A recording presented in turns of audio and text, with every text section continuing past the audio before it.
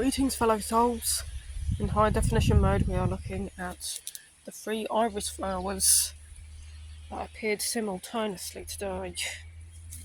Beautiful little things, aren't they? They've got like these sort of 3-pronged, a bit like rotor blades, really. They've got these yellow centres. Yeah, they're called irises. IRIS. We've got some bluebells as well, because it's better that way. As you can see, we've started off at this side of the garden. Got the rhubarb there. I've been working my way into building a custard river to go with it, but not going well, like a lot of things. Yeah, my attempts have been futile. I think I fell in it a few times as well, to much embarrassment. Anyway, we've got the gooseberries fruiting already, quite happily. We've got some baby pear fruits too.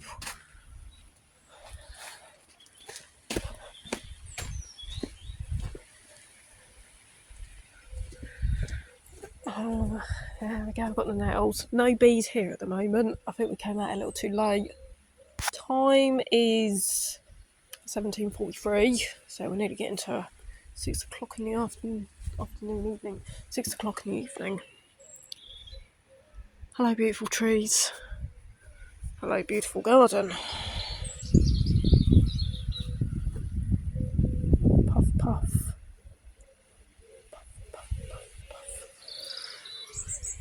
Today's the 30th of April. Happens to be the birthday of 2 people that I know of. One of those being my younger sister. And baby pears. Did you know my younger sister is actually Strawberry Shortcake? And my older sister is Audrey Hepburn. Alright. Yeah, this will be taken down at some point. Schedule's a bit nuts, as it often is. But this is currently the kind of nuts that doesn't give any space at all. This is like some things that absolutely cannot be rescheduled. You know things are bad when it gets like that. But it's alright, we're just going to look at green things, because green is a really calm colour. Here we have wild speedwells. I think they might be meadow speedwells. Or common speedwell. Not quite sure. There's about 4 different types of... Is it 4? No, it's about 3 different native species of speedwell to English meadows. And there's 4 native species of forget-me-not, including the wood, the ancient, the meadow, and the common forget-me-not. There was a house up the road that actually had some of the ancient form. But here we have the one that you're most likely to find here. The centres on these can either be yellow, cream, or white. You also have pink and white variations to the petals, which, with that being said, sometimes they cross-pollinate and then you get a purple variation. Always nice to look at. Jack by the hedge, otherwise known as garlic mustard, native food plant of both the orange tip butterfly and the white and small white butterflies. Was it large white and small white? Which are generally accused of being cabbage eaters, but natively they actually eat this. Because there's not a lot of this and more cabbage plants, they have no choice but to eat cabbages. So before you blame them for your crop problem, you should just take a good look at yourself and your own practices. Just got to take a bit of a brief pause here. Having carried off from this point, because I needed to just blow out a few of my own brain cells, because whatever's left is kind of redundant. I'm just on autopilot. You know, I'm reliant on fluffy beans, and I'll just follow those. Oh yes, strawberry shortcake. Yes, we have strawberry flowers and we have fluffy bean. I told you, I'm reliant on those beans. They're not beans, they're bumblebees or honeybees. I keep calling them fluffy beans. Firebean. Haven't seen Firebean lately. Not sure where that little soul's gone to. But yeah, I've got catnip in amongst these beautiful strawberry flowers. Yep, we just got these in late April, so having to wait till May. They're so pretty, they just get all over the patch like daisies.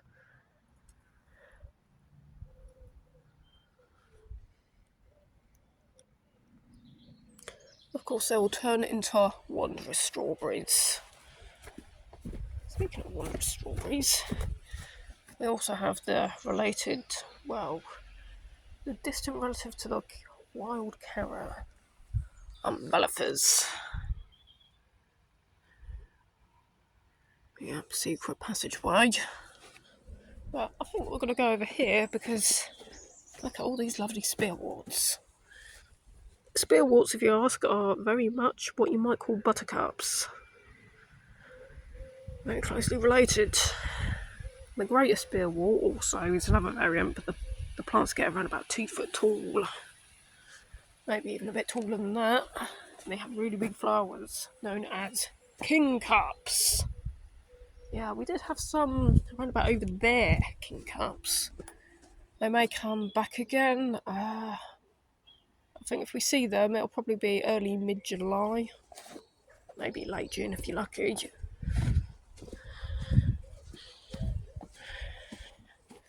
Yeah, we have a lot of flowers going about here. It's the blooming marvellous season. Yeah. Oh, dandelion. Hello, Clarence. Hope you got the reference. And then we have apple tree. Yeah, lots of apple flowers.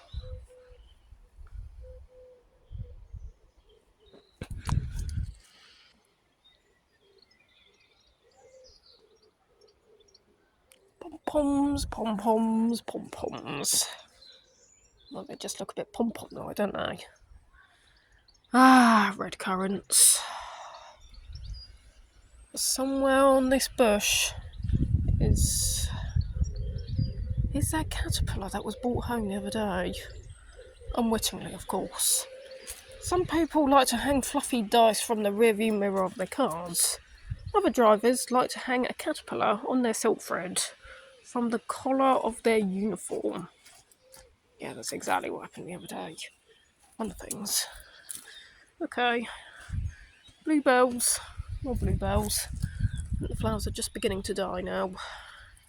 Of course, that was where we found those two ruby tiger moths getting a bit... how do I explain this? I could say maybe just get a bit smoochy. Yeah, something along the lines of that. I won't invade their privacy too much, but it's nice to know that we'll have fluffy caterpillars later this year. We have comfreys here. Lovely comfreys. Those little white bellflowers that attract the bees. Fluffy beans. Fluffy beans. More rosemary. And that's white valerian. Yeah, that's going to be white valerian. More comfrey.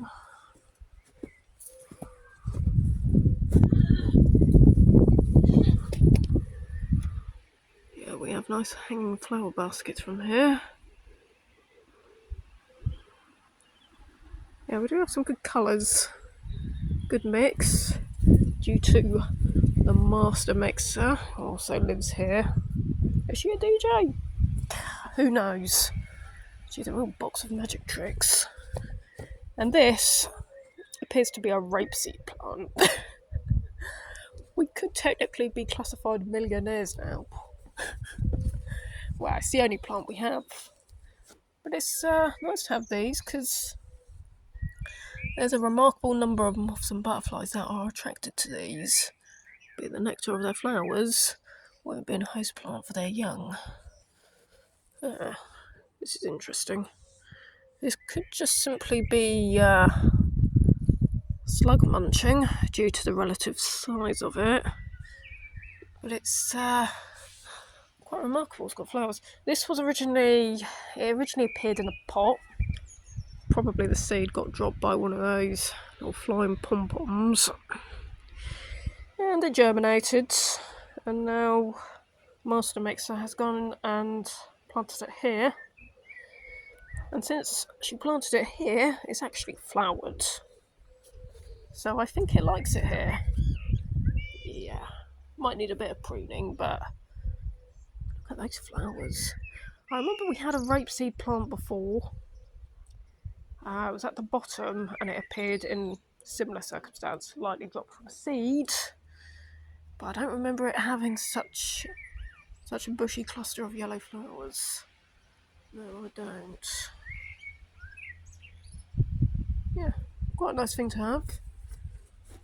And amongst this wild meadow section that we've left reserved for our travelling friends, we have like these, looks like ferns or something related.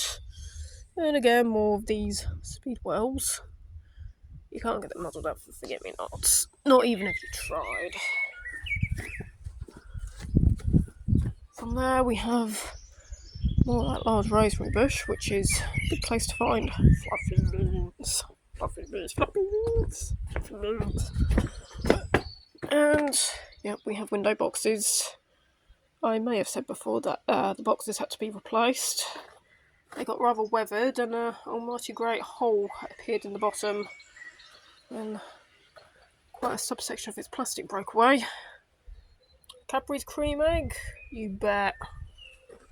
These are nice and creamy looking too. Little custard pies with maybe a bit of blackcurrant compote. Yeah, fair assumption. Over on the next window boxes. Yeah, these did look a little bit more vibrant earlier. But we've got some new ones, so we've got some hello to all me Dutch friends.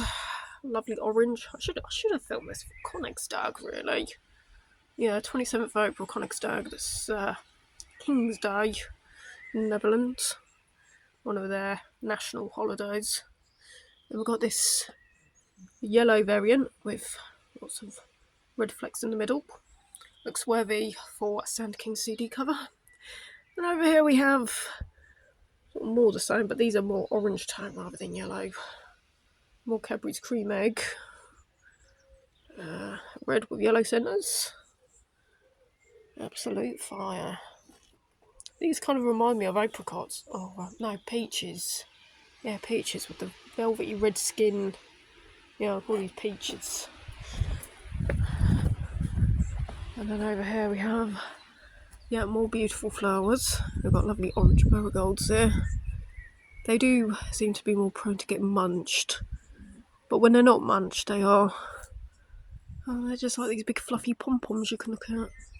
You know me and pom-poms, obviously. So, over here we've got rhubarb and custard. Yes, rhubarb and custard. Lovely, lovely, lovely. Remember that custard river that I mentioned earlier? Didn't work out, so we've just settled for these instead.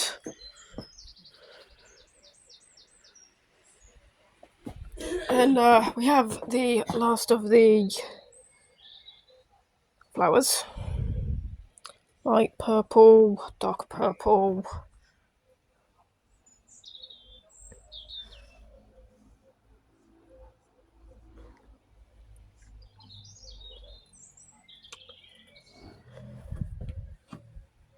Well, that's like tie-dye, really. Does that remind you of tie-dye designs? Amongst the rhubarb and custard, we also have, what would you say these are?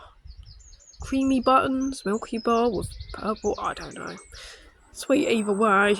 More rhubarb and custard. Pure white. Very classic. More Dutch delight. We say orange is like a really Dutch thing at the moment. Maybe I'm just delighted in having Dutch friends. Who knows? Who knows what goes on in the absolutely rampaging imagination of Zara as is almost getting bombarded by tiny blue butterflies blending into the sky. God, it crashed into the camera lens. We've got a tiny little baby boop. Hello. Don't say I can't see you, because I certainly can. In fact, the whole world could potentially see you. Yeah, they're mischievous, those little burbies. You can hear them, but you can't see them.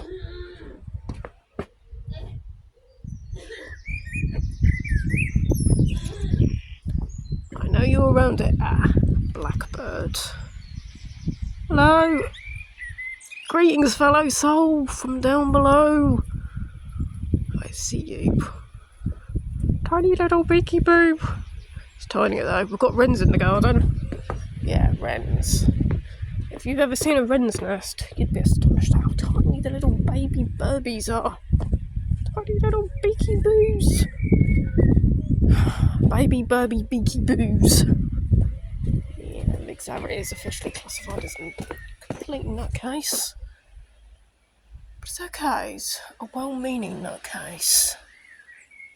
He strives to do the very best for the natural world and all there is before mankind, especially all of its failures. Speaking of the natural world, I see Nibbles. I wonder which one of our friends could be the culprit of this. No matter though, they're welcome to do a bit more of that. But I would like to see what they are. Just so I can ask if they've got fluffy feet or something weird like that. Pom-poms.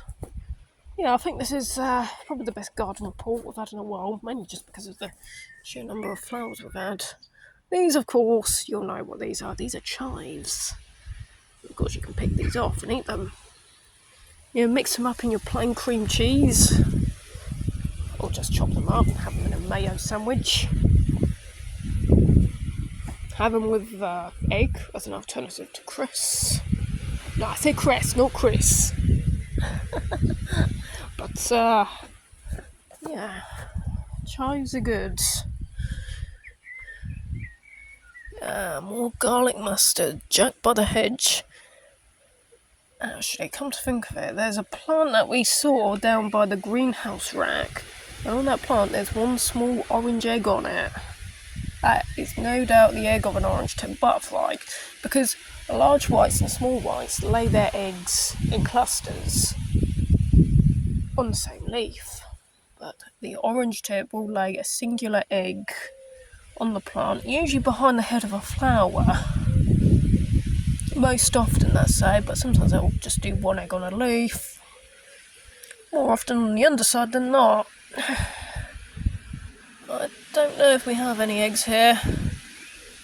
But if we don't find any, we'll go back to the rack and I'll show you which one we found there. Yeah, we've got lots of these. It's good. Very good.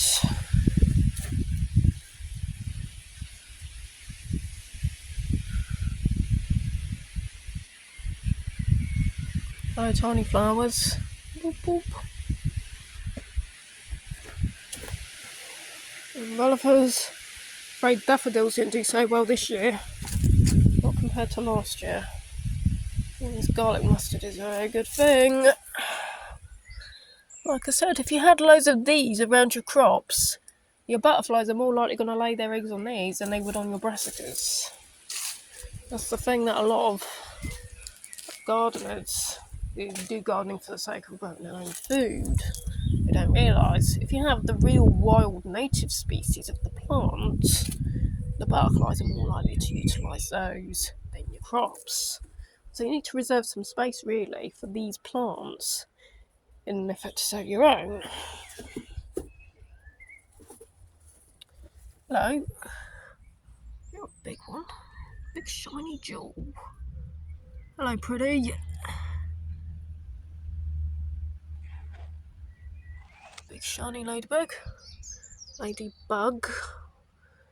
We've got Herb Robert. What was that? The Robert plant. Father of the Logan plant. They may smell very strong, but there's no denying just how pretty the little flowers are on those. They're like the progenitor of the Barbie aesthetic. Having grown up with two sisters, one older than me and one younger than me, I can tell you everything that I know about Barbies and Polly Pocket. Although, ain't gonna lie, I was really impressed by Polly Pocket. Stuff like the mechanical supermarket set from 1994. Wow! Great feat of miniaturised engineering. We didn't have Mighty Max though.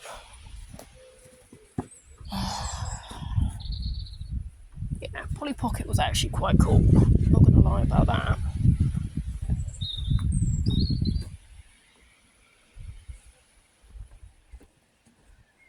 What are we looking for? Eggs! Cookies! I'll show you the egg of orange tip.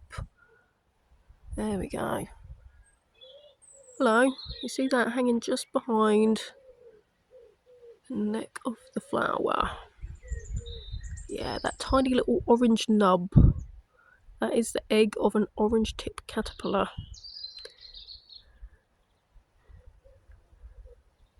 No, this is not a caterpillar. It could be the beginning of what would be a seed pod, however. Yeah, seed pods. They're like these long pods that look almost a bit like a runner bean or a pea pod. Awesome things. Right, I think that's it for today's garden report, because I feel like this phone's memory is about to, achieve its maximum capacity. And I've just got to dump everything and panic and boss myself around, and everything all goes to the theme tune of the Benny Hill show. Yeah, okay. Rock on, fellow souls. Take care, and I'll see you in the next garden report, or anything else I might upload in the meantime. Alright. Goodbye.